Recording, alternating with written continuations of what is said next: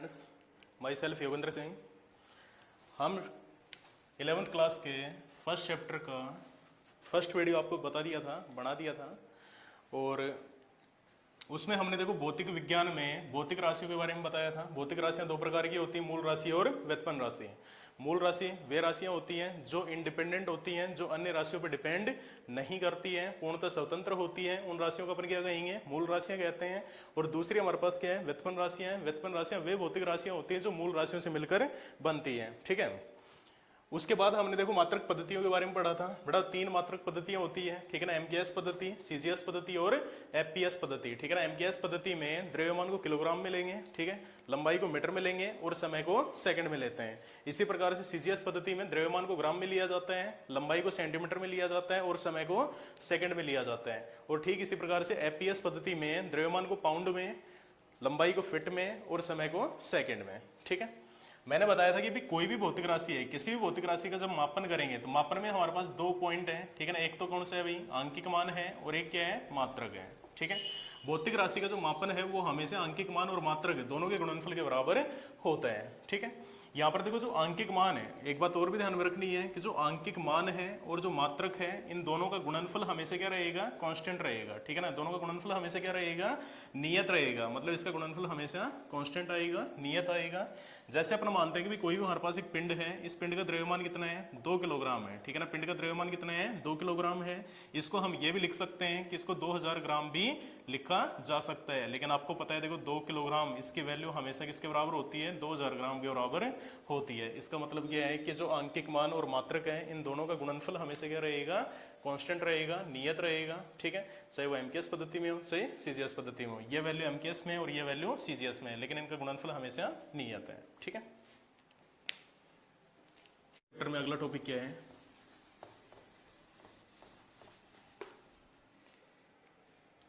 अगला टॉपिक है विमा। देखो विमा की अगर हम सिंपल डेफिनेशन की बात करें, विमा का मतलब क्या होता है? विमा को हमेशा बड़े कोष्ठक में लिखा जाता है। ठीक है ना। विमा को हमेशा किस में लिखेंगे अपन? बड़े कोष्ठक में लिखेंगे, पहली बात। दूसरी बात है कि देखो मूल राशियां, मैंने बताया था कि प्रकृति में केवल 7 ऐसी भौतिक राशियां होती है जिनको हम क्या कह सकते हैं? मूल राशियां कह सकते हैं। मूल राशियां कौन कौन सी हैं? पहली मूल राशि कौन सी है भाई? द्रव्यमान है। दूसरी मूल राशि कौन सी है? लंबाई है। तीसरी मूल राशि कौन सी है? समय है। चौथी मूल राशि विद्युत धारा। पांचवी है तापमान। छठी मूल राशि है पदार्थ की मात्रा। और जो 7वीं मूल राशि है वो है भाई ज्योतिपन तीव्रता। ठीक है। ये 7 ऐसी भौतिक राशियां होती है जिनको हम क्या कह सकते हैं? मूल राशियां कह सकते हैं। मतलब ये 7 भौतिक राशियां इंडिपेंडेंट हैं, ठीक है ना, पूर्णतः स्वतंत्र हैं, ये किसी पे डिपेंड नहीं करती हैं। ठीक है। अब देखो द्रव्यमान का जो मात्रक है, इसका मूल मात्रक क्या है? किलोग्राम है। लंबाई का मूल मात्रक क्या है? मीटर है। समय का मूल मात्रक क्या है भाई? सेकंड है। विद्युत धारा का मूल मात्रक क्या है? एम्पियर है। तापमान का जो मूल मात्रक है वो क्या है? केल्विन है। पदार्थ की मात्रा का मूल मात्रक मोल है। और ज्योतिपन तीव्रता का मूल मात्रक क्या है भाई? कैंडेला है। ठीक है। अगर हम इनके मूल मात्रकों के प्रतीक चिन्हों की बात करें, बड़ा द्रव्यमान का जो प्रतीक चिन्ह है, प्रतीक चिन्ह क्या है? कैपिटल एम है। लंबाई का प्रतीक चिन्ह क्या है भाई? कैपिटल एल है। समय का प्रतीक चिन्ह क्या है? कैपिटल टी है। विद्युत धारा का प्रतीक चिन्ह क्या है? कैपिटल ए है। तापमान का प्रतीक चिन्ह कैपिटल के है। पदार्थ की मात्रा का प्रतीक चिन्ह MOL। और ज्योतिपन तीव्रता, इसका जो प्रतीक चिन्ह वो क्या है? CD है। ठीक है ना। अब देखो विमा लिखने के लिए, विमा को सबसे पहले काम क्या करेंगे अपन? बड़ा कोष्ठक बनाएंगे। और जो मूल राशियां हैं, मूल राशियों के मूल मात्रकों के जो प्रतीक चिन्ह है, विमा हमेशा उनके प्रतीक चिन्हों की घातों के रूप में लिखी जाती है। जैसे द्रव्यमान का प्रतीक चिन्ह कैपिटल M, लंबाई का प्रतीक चिन्ह कैपिटल L, समय का प्रतीक चिन्ह कैपिटल T, धारा का प्रतीक चिन्ह कैपिटल A है। ठीक है ना। इसी प्रकार से तापमान केल्विन का क्या है? K है। तो इनके ऊपर हम कुछ घातें लगाएं, जैसे इसकी घात स्मॉल a है, इसकी घात स्मॉल b है, इसकी घात स्मॉल c है, इसकी घात स्मॉल d और इसकी घात स्मॉल e है। तो यहाँ पर जो a, b, c, d व e, ये क्या कहलाएंगी? विमाएं कहलाती हैं। ठीक है ना। क्या कहलाएंगे? विमाएं।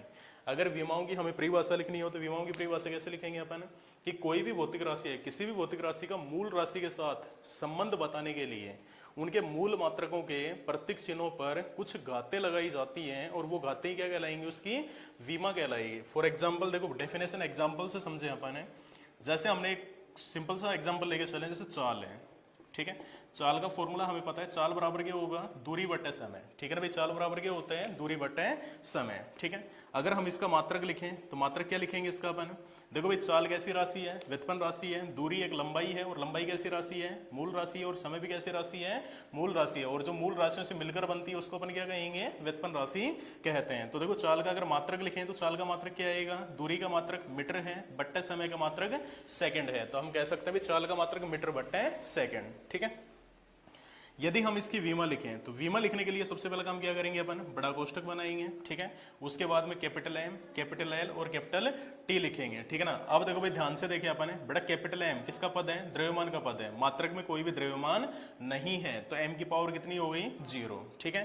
एल यहाँ पर क्या है भाई, लेंथ लंबाई का पद है, मात्रक को देखें तो मीटर दे रखा है, इसकी घात कितनी है, 1 है, तो एल की पावर भी कितनी आएगी, 1 आएगी। इसी प्रकार से टी यहाँ पर क्या है, टाइम है, समय है, और मात्रक को देखें तो समय दे रखा है सेकंड, लेकिन सेकंड की घात 1 है, नीचे है, इसको ऊपर लेके जाएंगे तो घात क्या होगी इसकी, -1। तो अपन कह सकते हैं बड़ा चाल की जो विमा है वो क्या हो गई, m0 l1 t -1, ठीक है ना। इसका मतलब क्या है कि देखो भौतिक राशियों का मूल राशियों के साथ संबंध बताने के लिए उनके मूल मात्रकों के प्रतीक चिन्हों पर कुछ घातें लगाई जाती हैं, और वो जो घातें होंगी उन्हीं को अपन क्या कहेंगे, विमा कहेंगे, या फिर अपन ये भी कह सकते हैं बड़ा MLT के घातों के रूप में, ठीक है ना, विमा को दर्शाया जा सकता है, ठीक है।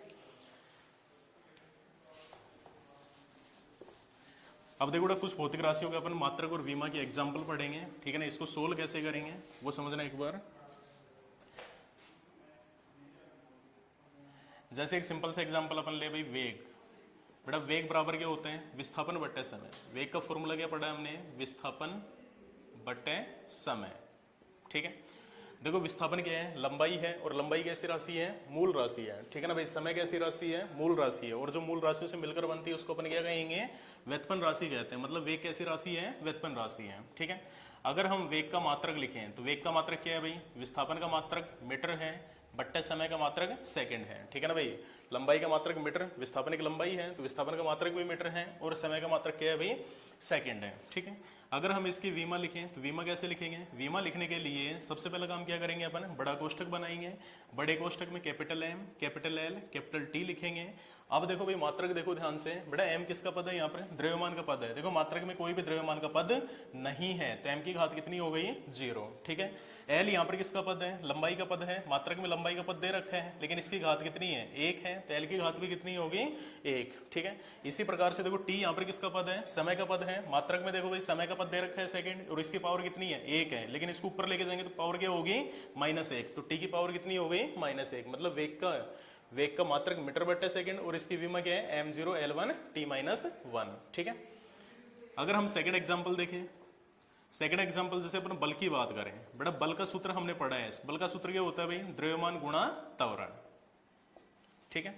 अब देखो भाई F बल बराबर द्रव्यमान गुणा त्वरण। बेटा यहाँ पर देखो द्रव्यमान कैसी राशि है, मूल राशि है। देखो पहले हम क्या करेंगे, मात्रक और विमा लिखने के लिए सबसे पहला काम क्या करेंगे कि जो व्युत्पन्न राशि है उसको हम किस में कन्वर्ट करेंगे, मूल राशि में कन्वर्ट करेंगे। मूल राशि में कन्वर्ट करने के बाद में उनके मूल मात्रक लिखेंगे, और मूल मात्रक से हम क्या लिखेंगे, उसकी विमा लिखेंगे। तो यहाँ पर देखो भाई द्रव्यमान ऐसे कैसे है, द्रव्यमान कैसी राशि है, मूल राशि है, ठीक है। तो इसको बदलने की आवश्यकता नहीं है। उसके बाद देखो भाई त्वरण, बेटा त्वरण का सूत्र क्या होता है, वेग बट्टे समय, ठीक है ना भाई। त्वरण का सूत्र क्या होता है, वेग बट्टे समय, ठीक है ना भाई। त्वरण का सूत्र क्या होता है, वेग बट्टे समय। अब देखो भाई बल का सूत्र हो गया हमारे पास द्रव्यमान गुणा वेग बट्टे समय।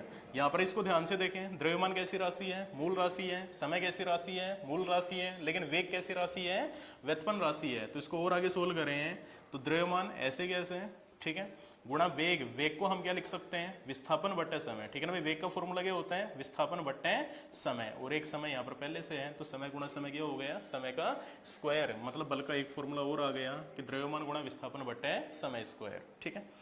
अब इसको ध्यान से देखें, बड़ा द्रव्यमान कैसी राशि है, मूल राशि है, विस्थापन कैसी राशि है, मूल राशि है, समय कैसी राशि है, मूल राशि है, और जो मूल राशियों से मिलकर बनती है उसको अपन क्या कहेंगे, व्युत्पन्न राशि। मतलब बल कैसी राशि हो गई, व्युत्पन्न राशि, ठीक है। सबसे पहला काम क्या किया, व्युत्पन्न राशि को हमने किस में कन्वर्ट कर लिया, मूल राशियों में कन्वर्ट कर लिया। अब यदि हम इसका मात्रक लिखें तो इसका मात्रक क्या आएगा भाई, देखो द्रव्यमान का मात्रक क्या है, किलोग्राम। द्रव्यमान का मात्रक क्या है भाई, किलोग्राम है, गुणा विस्थापन का मात्रक क्या है, मीटर है, बट्टा समय का मात्रक क्या है, सेकंड है, और सेकंड का हम क्या करेंगे यहाँ पर स्क्वायर करेंगे, मतलब किलोग्राम गुणा मीटर बट्टे सेकंड स्क्वायर। ये किसका मात्रक हो गया, बल का मात्रक हो गया। ठीक है, अगर हम इसकी वीमा लिखें तो बड़ा वीमा क्या होगी इसकी, देखो ये जो वैल्यू है ये वैल्यू किसके बराबर होती है भाई, न्यूटन के बराबर भी मानी जाती है। अगर हम वीमा लिखें तो वीमा में सबसे पहला काम क्या करेंगे, बड़ा कोष्टक बनाएंगे, बड़े कोष्टक में एम एल टी। ठीक है, आप देखो m यहाँ पर किसका पद है, द्रव्यमान का पद है। बड़ा क्या इसके मात्रक में द्रव्यमान का पद दे रखा है, किलोग्राम दे रखा है, इसकी घात कितनी, 1 है, तो m की घात कितनी हो गई, 1। इसी प्रकार से देखो l यहाँ पर किसका पद है भाई, लंबाई का पद है। क्या इसके मात्रक में लंबाई का पद दे रखा है, मीटर है, इसकी पावर कितनी है, 1 है, तो l की पावर भी कितनी हो गई, 1। इसी प्रकार से बड़ा देखो t यहाँ पर क्या है, टाइम है, मात्रक में टाइम का पद है, लेकिन इसकी घात कितनी यहाँ पर 2 है। इसको ऊपर लेके जाएंगे, घात क्या होगी, -2, तो यहाँ पर इसकी पावर कितनी हो गई, -2, मतलब m1 L1 T-2। ये किसकी विमा है, बल की विमा है। ठीक है,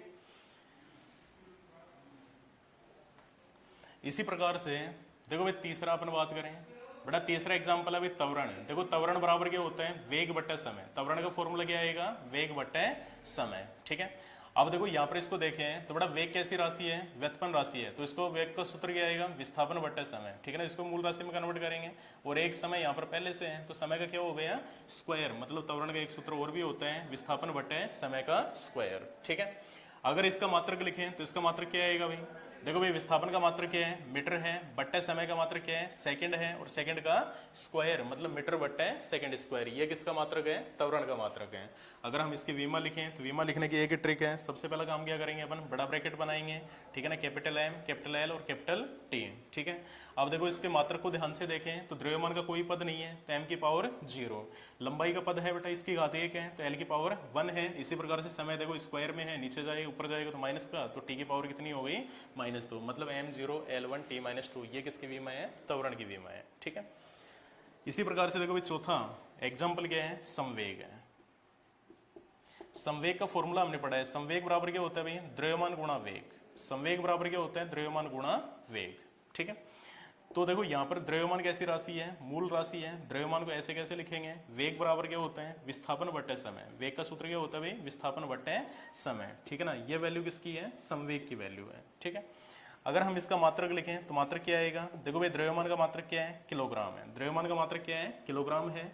विस्थापन का मात्रक क्या है भाई, मीटर है। बट्टे समय का मात्रक क्या है, सेकंड है, तो मतलब किलोग्राम गुणा मीटर बट्टे सेकंड। ये किसका मात्रक है, संवेग का।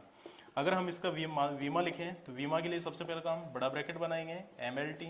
अब देखो द्रव्यमान का पद है, इसकी पावर 1 है, लंबाई का पद है, इसकी पावर भी 1 है, समय का पद है, नीचे है, इसको ऊपर लेके जाएंगे तो पावर -1, तो मतलब M1 L1 T-2 1। ठीक है ना, ये किसकी विमा है, संवेग की विमा है। तो फिजिक्स के बेटा जो फर्स्ट चैप्टर है भौतिक विज्ञान का, ठीक है ना, भौतिक विज्ञान में हम क्या करते हैं, भौतिक राशियों के बारे में अध्ययन करते हैं। ठीक है, भौतिक राशियों के मात्रक के बारे में मैंने बता दिया है, भौतिक राशि की विमा कैसे निकालेंगे वो मैंने आपको बता दिया है। ठीक है, सबसे पहला काम क्या करेंगे अपन, व्युत्पन्न राशि को मूल राशि में कन्वर्ट करेंगे। मूल राशि में कन्वर्ट करने के बाद में उसके मूल मात्रक से उसका मात्रक लिखेंगे, और उसके बाद में हम मात्रक को देखकर हम क्या करेंगे, उसकी विमा लिखेंगे। ठीक है ना, ये इसका एक सिंपल मेथड है। केवल और केवल 7 ऐसी भौतिक राशियां होती हैं जिनको हम क्या कह सकते हैं, मूल राशियां कह सकते हैं। उनके अलावा जितनी भी भौतिक राशियां होंगी वो सारी की सारी भौतिक राशियां क्या कहलाएंगी, व्युत्पन्न राशियां कहलाती हैं। ठीक है, इसके बाद में बड़ा अगले लेक्चर में हम पढ़ेंगे विमीय विश्लेषण की विधियां। ठीक है, विमीय विश्लेषण की मुख्यतः 3 विधियां होती हैं। ठीक है ना, जो हम अगले लेक्चर में स्टडी करेंगे। Thank you. और इसके एग्जाम्पल बेटा कुछ सोल्व करना आप।